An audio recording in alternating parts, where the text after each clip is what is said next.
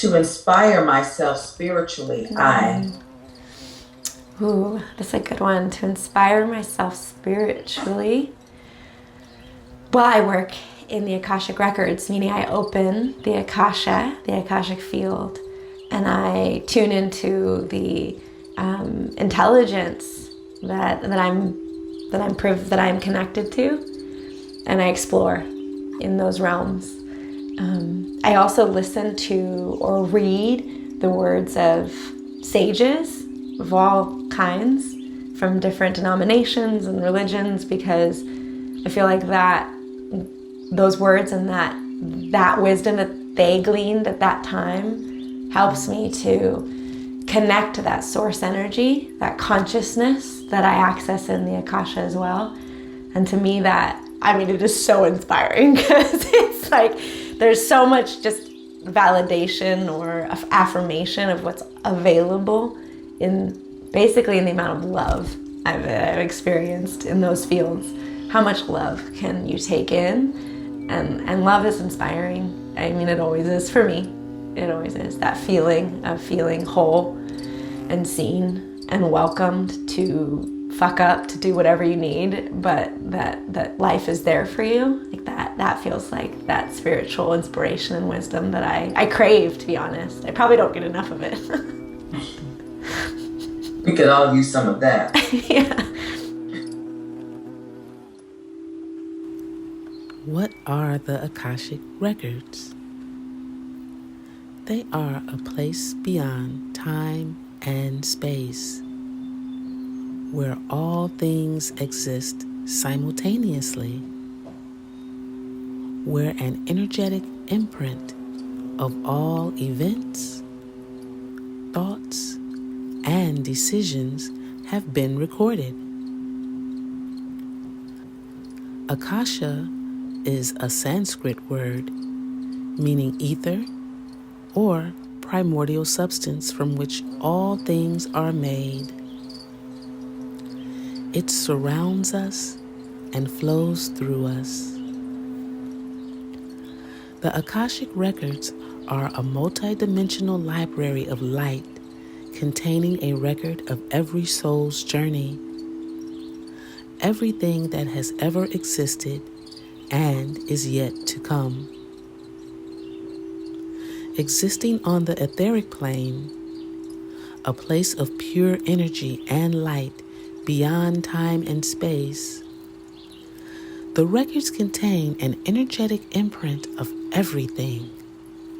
All your past lives, your choices, your influences, and everything that has happened up to this point.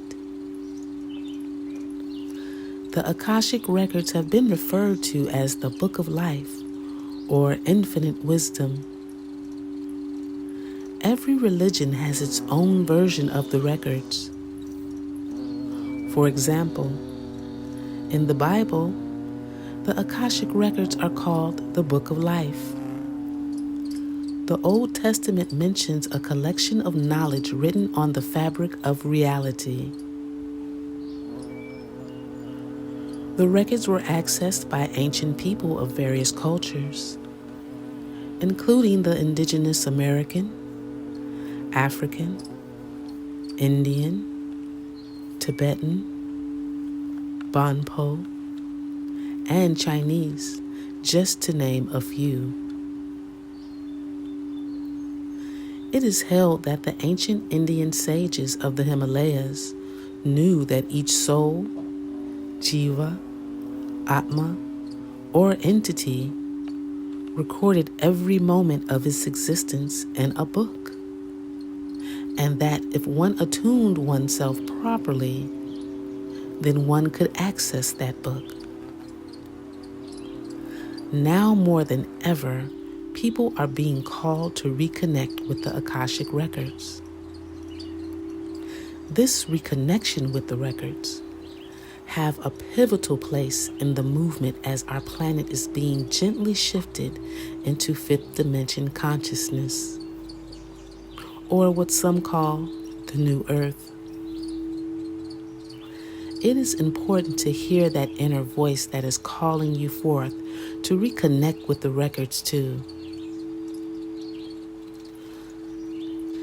Seen as though your records are a dynamic reservoir of information about your soul in all its lifetimes, it is now your birthright to access this energetic database to gently and lovingly assist you with every step of your personal transformation. No previous knowledge is required, only your heartfelt desire to reconnect with yourself and a willingness to practice. An easy and foolproof way to reconnect with the omnipotent you, your soul, and all the selves you created through cycles of time is by the practice of Nada Yoga.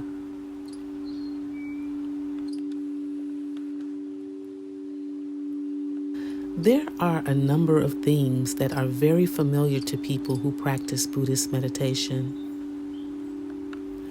Mindfulness of breathing, where you focus on the rhythm of the breath. Walking meditation, that revolves around the feeling of the footsteps as you walk up and down a path.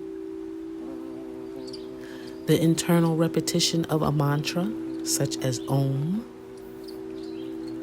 These are all designed to help ground the attention in the presence of this very moment, this present reality. Along with these more well-known methods, there are many others that can serve a similar function. One of these is known as inner listening, or meditation on the inner sound, or in Sanskrit, Nada Yoga. These terms all refer to attending to what has been called the sound of silence, or the nada sound. Nada is the Sanskrit word for sound, as well as being the Spanish word for nothing. An interesting and meaningful coincidence. The nada sound is a high-pitched inner ringing tone. When you turn your attention toward your hearing, if you listen carefully to the sounds around you, you'll hear a continuous high-pitched sound, like a white noise, beginningless, endless, sparkling there in the background. See if you can discern that sound and bring attention to it. For the moment, there's no need to theorize about it or wonder about exactly what it might be. Just turn your attention to it. See if you can detect that gentle inner vibration. If you are able to hear that inner sound, you can use the simple act of listening to it as another form of meditation practice. It can be used just like the breath, as an object of awareness. Simply bring the attention to it and allow it to fill the whole sphere of your awareness. We can make the inner sound a primary object of attention, letting it fill the whole space of what is known. Very consciously, we leave everything else, the feelings in our body, the noises we hear, the thoughts that may arise, remaining on the periphery, at the edges of our scope of interest. Instead, we allow the inner sound to completely fill the focus of our attention, the space of this awareness. In this way, It directly supports the establishment of tranquility. We can use it just like the breath to dominate our attention and to be a single object to help establish focus and stability, steadiness, and a unity of attention in the present. If we focus on the inner sound for a length of time sufficient to bring such a quality of firmness and steadiness, where the mind is resting easily in the present, we can then allow the sound to fall into the background. In this way, it becomes like a screen on which all other sounds, physical sensations, moods, and ideas are projected, like a screen upon which the movie of the rest of the patterns of our experience is displayed. And because of its plainness, its uniformity, it's a very good screen. It doesn't interfere with or confuse the other objects that are arising. Yet it's very obviously present. It's like having a somewhat modeled screen or a distinctive screen against which a movie is being projected. So that if you pay attention, you are aware that there's a screen on which the light is being played. It reminds you, this is just a movie. This is just a projection. This is not reality. We can thus let the sound simply be a presence in the background. And because of that presence, it helps to create a reminder. It supports the recollection. Oh, these are just mental formations arising and ceasing. All formations are undesirable ultimately. If something is formed, if it's an it, if it's a thing, it is impermanent in its very thingness. Anything is not permanent, unlike your soul, so it is not real. And it does not serve the soul to attach itself to illusions. So don't attach, don't entangle, don't identify, don't take it to be owned or who and what we are. Let go.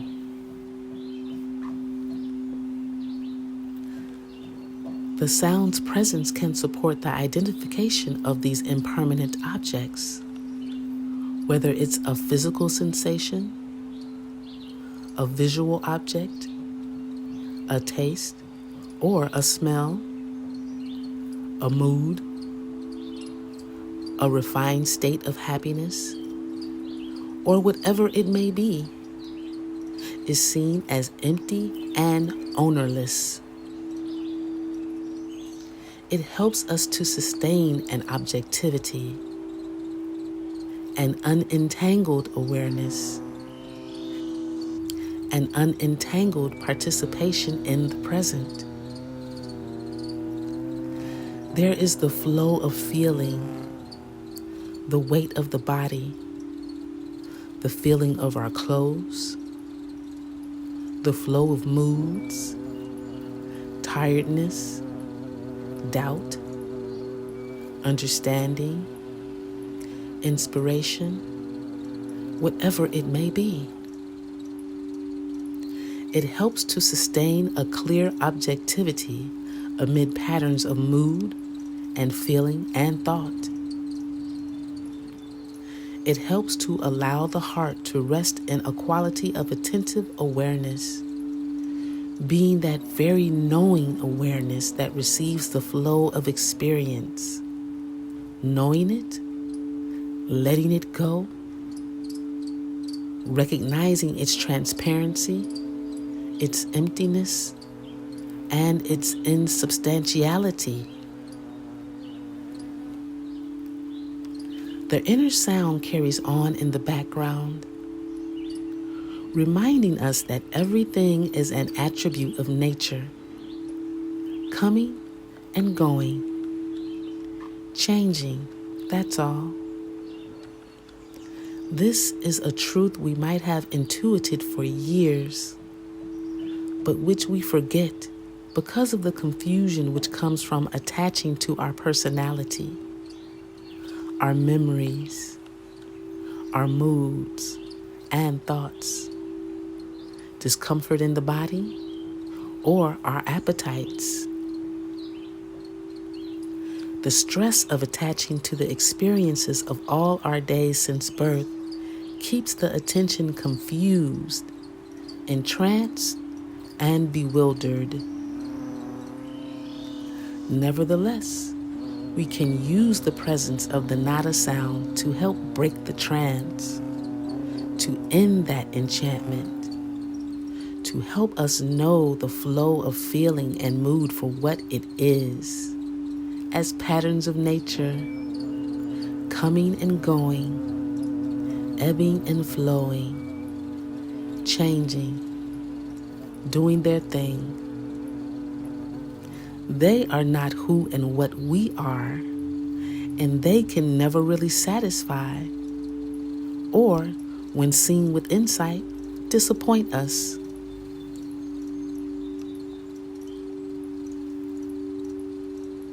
As you develop this inner listening as an aspect of formal meditation, you begin to notice how listening to an auditory object helps you to learn to listen objectively to your thoughts and your moods. In many respects, the chatter of our thinking mind has no more meaning than the scintillating buzz of the nada sound. It's just the vibrations of the thinking mind formed into conceptual patterns. Just a long, continuous, murmuring stream of vibrations. We can thus learn to listen to our own thinking as we would listen to a stream of water, a splashing fountain, or a chorus of song from a flock of birds, with the same kind of freedom from involvement or identification. It's only the murmuring brook of the mind, that's all. No big thing. Nothing to get excited about. Nothing to get disturbed about. Now, that's quite easy to say, but we do tend to be infatuated with our stories, don't we? We love our stories, particularly the ones about ourselves. The good we've done, the bad we've done, the memorable, the poignant, the regrettable, and what we want to do, what we hope to do, what we fear will happen to us, what others think of us. These patterns are all manifestations of the I element, the habits of thinking in terms of I and me and mine for a lifetime. These habits are what most effectively and repeatedly draw our attention into the realm of concepts, which then carry the mind away. If a story has me in it, it tends to be much more interesting than other more remote tales. This is extremely natural, a basic habit for all of us. Accordingly, much of insight meditation, the development of Vapasana, is about just that. Learning to recognize the I-making and mind-making habits within the thoughts we experience. True insight is the recognizing of these habits and not being drawn in by the story, seeing its emptiness, its transparency, and letting it go. How to focus your listening. Close both of your ears by physically blocking them. You can use your fingers, but you can also use foam earplugs, which you can buy at any convenience store or drugstore. This is a great way to seal the ears without creating other sound. They are a great way to turn your perception of sound inward. When you have been practicing for a while, you will not need to physically close your ears. Through mental constraint, you will be able to concentrate on the internal sound to the exclusion of external sounds around you. Concentrate on the subtler than subtle sounds. As some sounds become obvious, continue to seek the most subtle aspect of the sound. This takes intense focus. Strive to listen to all aspects and frequencies of this internal sound. Find the most subtle part of the sound behind, above, within, or beyond the sound.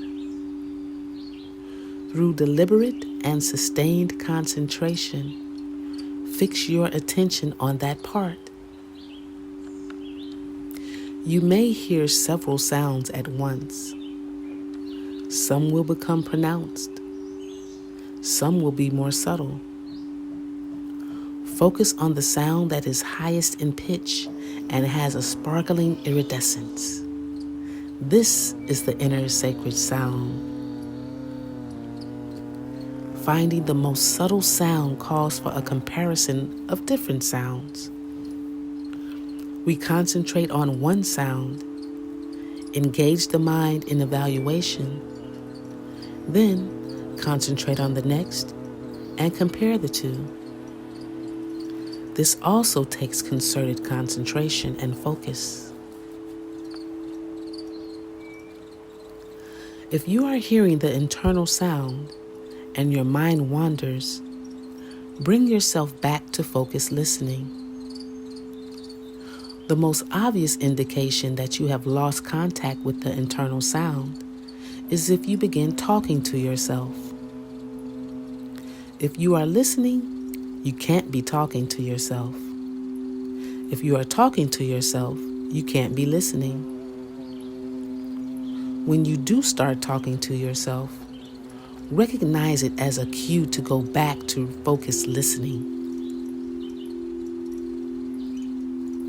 Like extending the length of our focused listening in the external world, we want to cultivate the longer periods of uninterrupted, internally focused listening. As you listen with greater and greater focus to the nada, and your concentration becomes unbroken, your internal dialogue stops. Initially, when you are able to sustain concentration, you may feel a certain joy of accomplishment and congratulate yourself on being able to do so.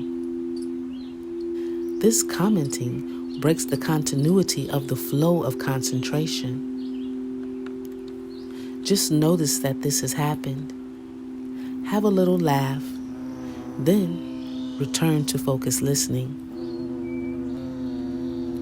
Over time, the periods of uninterrupted flow without self-comment will become longer and longer. Your mind will become steadily fixed on the sound in an unbroken stream of concentration without other mental activity. Whatever sound the mind is drawn to, settle on it, adhere to it, and become absorbed in it. The first sounds you hear may be loud. As your practice grows and your ability to focus increases, you will begin to hear the subtle aspects of sound. The sound may take many forms: a low rumble, a high sustained tone, a shimmering vibration, a resonant ringing or buzzing. The lower sounds are those usually heard first and are sometimes felt in the body as well as heard in the head. Then comes the mid-range sounds that are more resonant. The higher sounds have a more sparkling, modulating quality. Initially, it is best to not get attached to one particular sound. The sounds you hear may change from day to day, from meditation to meditation. It is the concentration on these internal sounds that is most important, rather than which sound we hear on any given day. Ultimately, after regular steady practice, your concentration will settle on the highest, most luminous sound.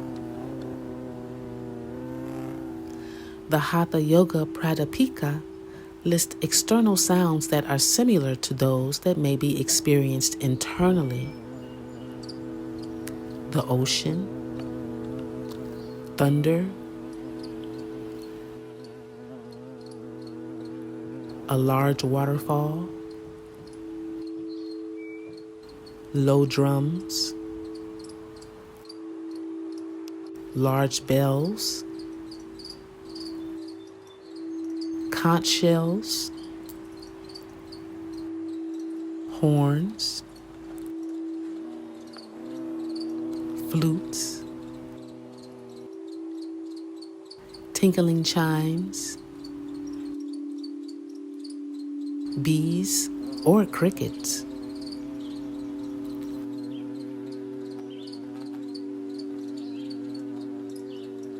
We must learn to discriminate between the sounds of our own body, our breath, blood pumping, or the electrical energy of the nerves and the other deeper sounds behind the audible sound, the nada.